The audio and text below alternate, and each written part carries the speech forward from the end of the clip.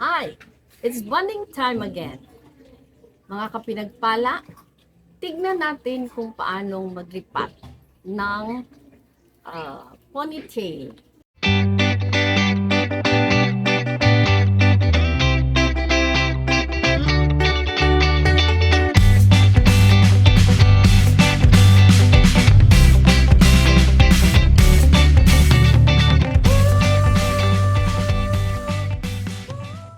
Ang halamang ito ay tinatawag na ponytail.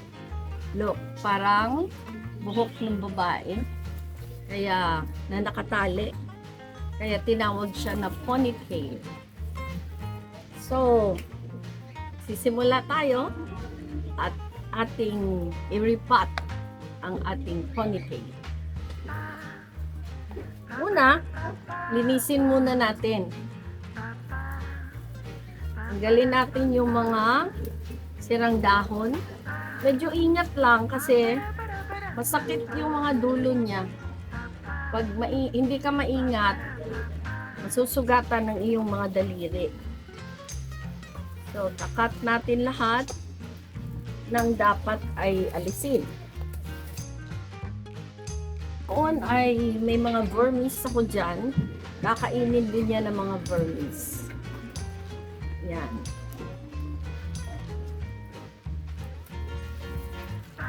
Ang ganda ng ponytail. Pag meron kang garden, pwede mo itong ilagay sa lupa. Lalaki ito na katulad ng sibuyas. Alam mo yung sibuyas, lumalaki siya. Malaking-malaki na sibuyas. Pero pag nasa pot, syempre, curtailed ang paglaki niya. So, hindi natin siya palalakihin ng sobrang laki. Ilalagay natin siya sa pot. I-loosen natin, okay? I-loosen natin para matanggal natin siya. Ito ng itsura niya. Kahugis na ng kanyang flower pot. So, yung flower pot niya masyado nang maliit para sa kanya. So, ang gagawin natin na ganito, kung ang lilipatan natin ay malaking pot, hindi na natin kailangan bawasan ang ugat. Pero, kung ang lalagyan natin ay maliit pa rin na pot, kasi ibabalik mo lang din siya dito, pwede mong putulan ito. Okay, you can cut the roots para lalabas sa mga panibagong roots. Kaya lang, ang gusto kong ipalit ay malaking pot na. Ito ay soft pot. In-order ko sa Panabo, lalagyan natin siya ng mixed soil.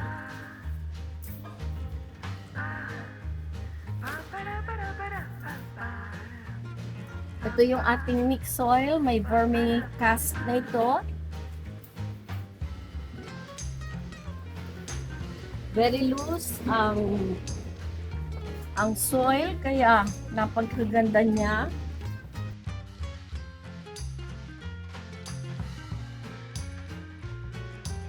Yan.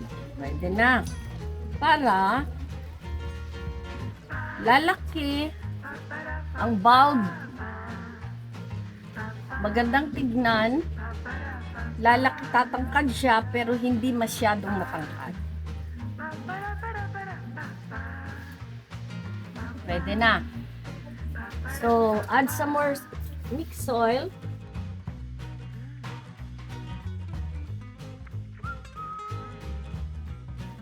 Okay, lalabas natin ang kanyang bulb. Ang ganda. Pero, hindi pwedeng wala siyang lagayan ng fertilizer. Ilalagyan ko lang ng rubber band to keep this stick in place.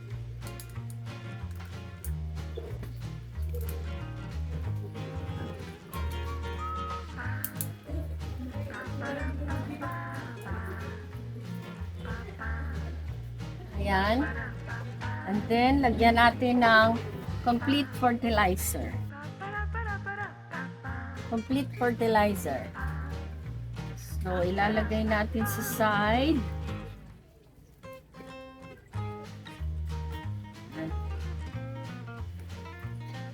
Para nakikita natin kung wala ng fertilizer. Pwede nating i-refill.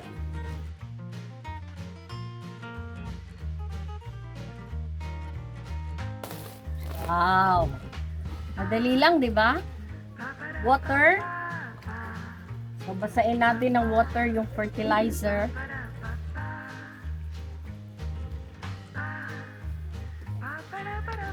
And then, siya naman ang diligin natin.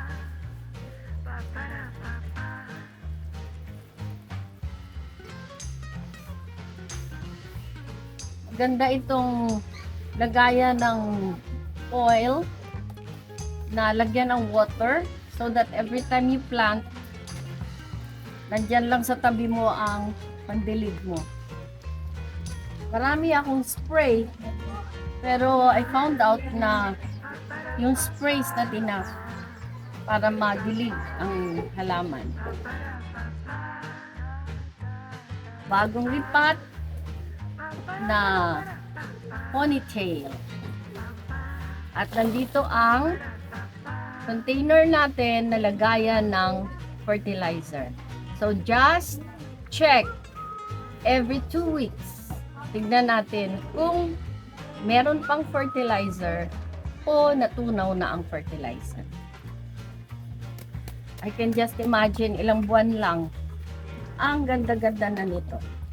Some more water.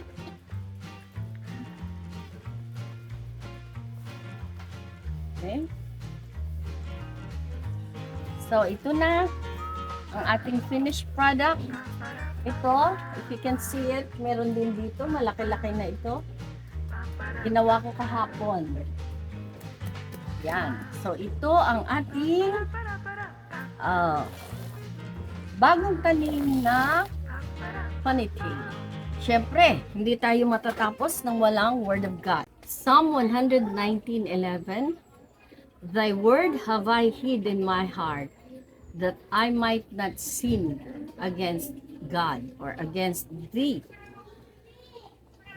Malinaw sa verse na yan na sinasabing, ang heart natin ay dapat puno ng salita ng Panginoon. So, read the Bible every day. Araw-araw magbasa ng Bible to gain strength in times of struggles in life, in times of ang tawag nila ay pagsubok, tests. Marami ang nangyayari araw-araw na kung minsan ang hirap mag-decide. But if you have the Word of God in your heart, mabilis mag-decide. Why? Mabilis pumili. Why? Because you have the Word of God in your heart. Napaka-timely ng verse na ito. Thy word have I hid in mine heart, that I might not sin against Thee. Sino ba ang taong gustong magkamali? Diba? Ako, ayoko. Ikaw, ayaw mo rin. Gusto mo maging malakas ka pagdating ng mga pagsubok na dumadating sa buhay. Mga bagay na umiiwas ka dahil alam mo nalalayo ka sa Panginoon. Alam mo magkakasala ka. Kaya ang nangyayari ay you cling to the Word of God.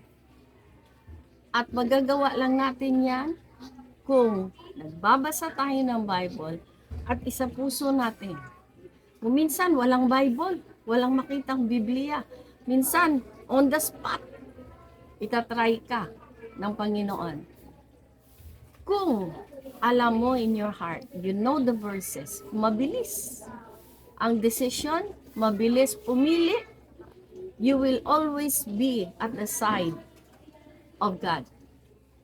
Siyempre, sino ba ang gustong magkasala? Talaga ako, ayoko magkasala. Gusto kong laging tama ang aking ginagawa.